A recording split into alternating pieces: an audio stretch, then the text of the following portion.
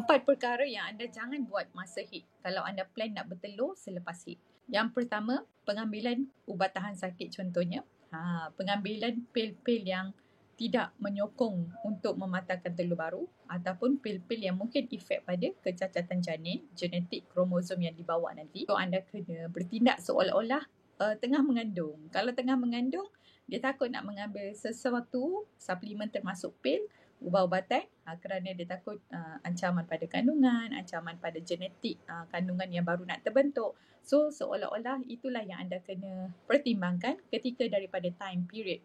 Sebab time period adalah fasa bermulanya matangkan telur baru. So anda kena jaga kualiti telur pada bulan ni. Jangan tidur tak menentu. Kejap-kejap 10 malam, kejap-kejap 1 pagi, kejap-kejap 12 malam.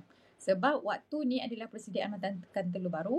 Anda kena tidur lena, tidur nyenyak mencukupi sekurang-kurangnya 7 jam. Kalau anda pilih 10 malam, 5 pagi tu bangun awal sikit sebelum subuh, solat tahajud sikit supaya anda punya hormon kortisol, hormon stres tu menurun, hormon seksual anda dibangkitkan ketika tidur.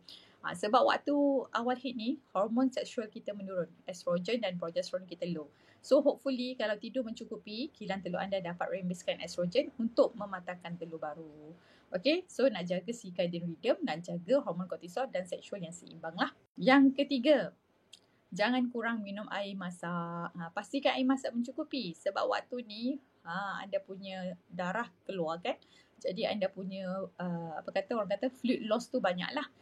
Jadi anda dah blood loss, fluid loss. Jadi kalau anda dehydration, kurang air masak dalam badan, menyebabkan apa juga toksik yang kita makan setiap hari yang kita tambah dalam perencah masakan tu, dia susah nak keluar. Jadi dia terkumpul dalam badan menyebabkan sel darah merah anda pekat.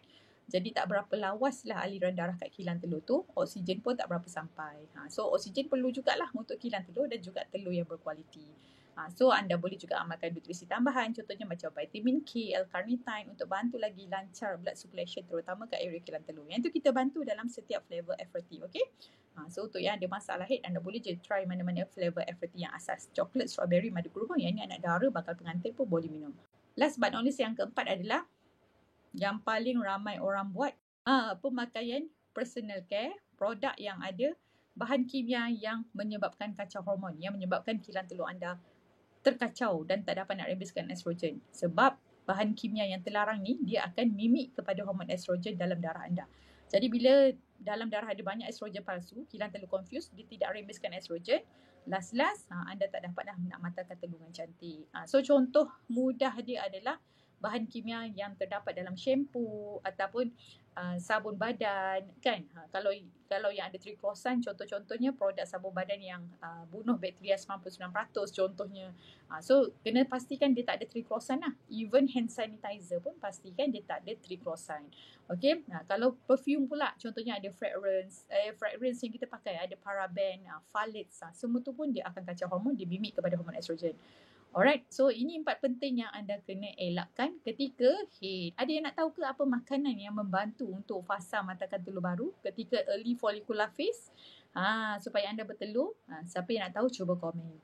Okay, stay tune. Jangan lupa follow TikTok ni. Subscribe untuk lebih ilmu yang bermanfaat dan lebih detail. Dan join kita punya live. Siapa yang nak grab susu FRT, share ilmu penting ni kepada pasangan anda.